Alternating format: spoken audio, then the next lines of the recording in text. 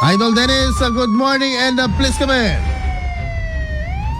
Saan ang interesado pa iti asawa ni Police Corporal Mark Anthony Rapanan nagipil iti reklamo kontra iti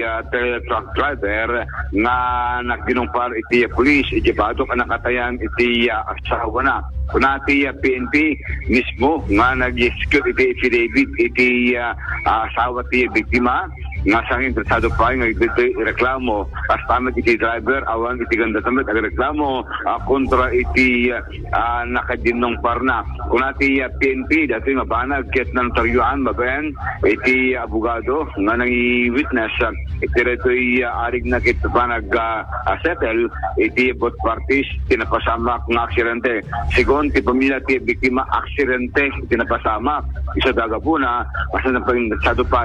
nagipit reklamo kontra iti driver nga nakadinumparan wano dinumpar iti police na nagresultante ipubusa na iti iliti Badok, Ilocos Norte.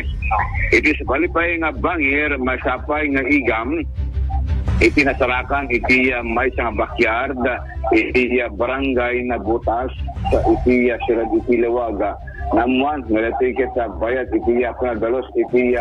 may sa residente iti Ludan iti pagtinganda nagita na iti nakalumlum na may isang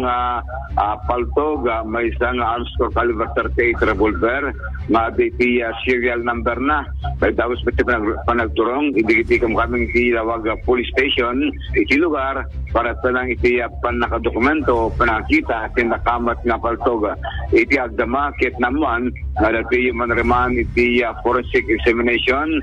para iti ballistic examination iti paltog aman lang at iti usaran na ito iti krimen iti bukod tayo nga lugar iti agdama sampang naman sa taking bagi tinilom-lum nga paltog iti arbaling iti pagtingan iti nakamatang nga barangay.